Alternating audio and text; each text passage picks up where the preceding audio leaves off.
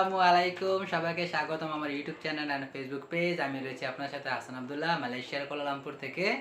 তো এক ভাই বলছিলেন যে চাইনিজ এবং জাপানি রেস্টুরেন্টে উনি আসতেছে। তো এই বিষয়ে আমি একটা ভিডিও বানানোর জন্য আমি প্রথমেই বলবো চাইনিজ এবং জাপানি রেস্টুরেন্ট এবং মালয়েশিয়া আরও অসংখ্য চাইনিজ রেস্টুরেন্ট, থাই রেস্টুরেন্ট রয়েছে। এগুলোর ভিতরে আসলে আমরা যারা মুসলমান রয়েছি সম্পূর্ণ হারাম। বলতে পারেন কেন? আমি মালয়েশিয়া যখন প্রথম একটা রেস্টুরেন্টে পার্ট টাইমের কাজের জব পাই, সেটা হলো চায়না রেস্টুরেন্ট, থালা বাসন ধোয়ার। তখন আমি শায়েখ আহমদুল্লাহর একটা ভিডিওর নিচে কমেন্টস করছিলাম যে হুজুর আমি চীনা রেস্টুরেন্টের মধ্যে থালা বাসনের ধোয়ার কাজ পাইতেছি, ওইটার ভিতরে আপনার শুকরের গোস্ত আছে, মাছ আছে, হালালও আছে, হারামও সব কিছু আছে, ঠিক আছে। ওই তারপর উনি উত্তর দেয় নাই। ইউটিউবে একটা ভিডিও নিচে কমেন্টস করছি, ওইখানে উত্তর দেয় নাই। ফেসবুকে 2-3টা করছি। তারপর আমাকে উনি একটা ভিডিওর লিঙ্ক দিছে, হয়তো বা ওনার কোনো একটা অ্যাডমিনে আমার এই যে ভিডিওর লিঙ্ক দিছে যে আপনি এই ভিডিওটা দেখুন। তারপর ঢুকলাম, ঢুকে দেখি শায়েখ আহমদুল্লাহ একটা ভিডিও বানিয়ে রাখছে, সেটা হলো আপনার হালাল হারামের খাবার জাতীয় যেগুলো রেস্টুরেন্টের ভিতরে কাজের বিষয়ে ওইটার উপরে 3 মিনিট একটা ভিডিও। উনি বলতেছে যে আপনি যদি হারাম কাজে সাহায্য করেন সেটাও হারাম, হারাম কাজে সাহায্য করার পর আপনি যে টাকা পাবেন ওইটাও হারাম। আমরা ছোটবেলা বইয়ের ভিতরে পড়ছি যে সৎ কাজে আদেশ এবং অসৎ কাজে নিষেধ, ঠিক আছে না? তো সেই ক্ষেত্রে আপনি যখন চাইনিজ রেস্টুরেন্ট, জাপানি রেস্টুরেন্ট, চীনা রেস্টুরেন্টগুলোর ভিতরে কাজ করবেন, এগুলোর ভিতরে হালালের পাশাপাশি হারাম সব কিছু আছে, মদ বিয়ার সব কিছু আছে। তাছাড়া মালয়েশিয়ায় অসংখ্য বার আছে, মদের বার, ঠিক আছে, অভাব নাই, কেসিনো আছে। এগুলোর ভিতরেও লোক আনতেছে।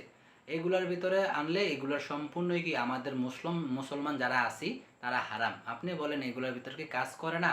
এগুলোর ভিতরে অসংখ্য বাঙালি, অসংখ্য ইন্দোনেশিয়ান মেয়ে ছেলে কাজ করে, কিন্তু এগুলা কিন্তু ভাই হারাম। টাকা দিয়া হারাম উপার্জন করবেন।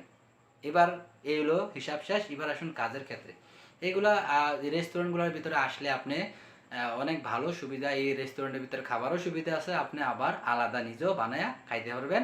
ওই টাকা আপনার 1500 রিঙ্গিতের বেসিক অনুযায়ী দেবো, 8 ঘন্টা ডিউটি। আর রেস্টুরেন্ট তো আপনার সকাল 10টা বাজে খুলে কোনো রাতের 2টা-3টা পর্যন্ত থাকে। কেন মালয়েশিয়া সবচেয়ে বেশি এই যে চাইনিজ জাপানি রেস্টুরেন্টগুলো, এগুলো ভিআইপি এরিয়ার ভিতরে থাকে। আর রাতে সবচেয়ে বেশি বিজনেস তারা, দিনের থেকে রাতে দেখা গেছে দিনের দুপুরবেলা খুলে রাতের 3টার দিকে 4টার দিকে বন্ধ করে। এটা আসার পর আপনি বুঝতে পারবেন। তো এইগুলার ভিতরে আপনার এই কাজের ধরন আপনার বেসিক অনুযায়ী দিব, অনেক সময় আবার বেসিক অনুযায়ী দেয় না।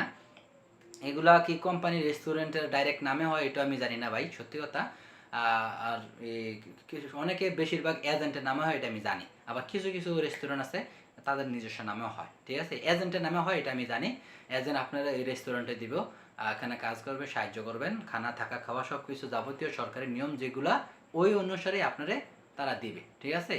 তো আর এবার বার, যেগুলো মদের বারের দোকানে, বারের ভিতরে যদি আপনি কাজ করেন, মদ বানাবেন, বিভিন্ন ড্রিঙ্কস আছে তারা বানায়। আমার এক বন্ধু আছে, সে কাজ করে, ঠিক আছে।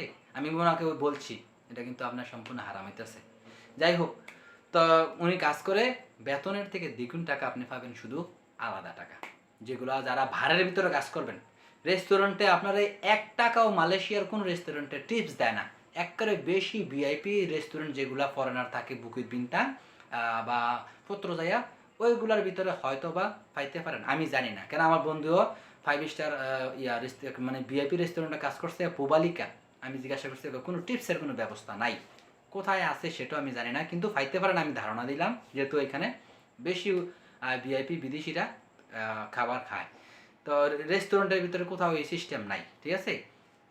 চাইনিজ বলেন, জাপানি বলেন বা থাই রেস্টুরেন্ট যেখানে বলেন, এগুলোর ভিতরে কিন্তু হালাল হারাম সব বিক্রি করে, ঠিক আছে। এখন আপনি আসবেন কিনা না আসবেন এটা আপনার খুশি। রেস্টুরেন্টের কাজ কেমন? রেস্টুরেন্টের কাজ ভাই, কেউ সবজি কাটবেন, কেউ মাছ টাছ কাটতে দিবেন, কেউ বসের সাথে বাজার থেকে মালামাল কিনে আনবেন, কেউ থালা বাসন ধুইবেন, কেউ খাবার সামনে পৌঁছাই দিবেন। আর যারা দেখতে দেখতে সুন্দর তারা খাবারের অর্ডার নেবেন। কখন? নতুন অবস্থা না, নতুন অবস্থায় তো আপনি ভাষা জানতেন না, যে কারণে যদি ইংলিশ জানেন তাহলে হয়তো বা খাবার অর্ডার যে কী খাবেন ওই বিষয়ে জানি না, লেখা আপনি যেখানে খাবার বানায় ওইখানে দিবেন। আগে অর্ডার করে তারপর খাবার বানায় দেয়। এটা আমাদের বাংলাদেশে তো একই। রেস্টুরেন্টে যাইয়া আমরা কি করি, বসি যে এই খাবারটা লাগবে, অপেক্ষা করে খাবার এনে দেয়। তো তো এই কাজই, ঠিক আছে, এরপরে কিচেন রুমের ভিতরে কাজ করতে পারবেন, সবজি কাটতে পারবেন, অসংখ্য কাজ। রেস্টুরেন্টের ভিতরে আমাদের বাংলাদেশের রেস্টুরেন্টের যে কাজ, এইখানে রেস্টুরেন্টও সেম কাজ, ঠিক আছে।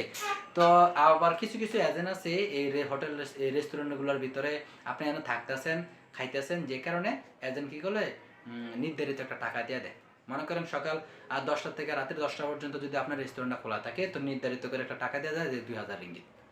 থাকা খাওয়া তো কোম্পানি রেস্টুরেন্ট দিতে আছে, ঠিক আছে। সেক্ষেত্রে তো দেখা গেছে মালয়েশিয়া যদি আপনি একটা খাবার আপনি নিজেও খান, তো তখন দেখা গেছে কি আপনার 500 রিঙ্গিত যাবো। যদি 2000 রিঙ্গিত আপনারা দেয়, তো 500 রিঙ্গিত যোগ করলে 2500 রিঙ্গিত, বাংলাদেশে 60,000 টাকা বেতন পাইতেছে, ঠিক না। সব কিছু তো কোম্পানি দিতেছে, খাবারও দিতেছে, থাকা মাকা যা আছে সব কিছু। এই কি এই হিসাবটা আসলে আপনি বুঝতে পারবেন, ঠিক আছে।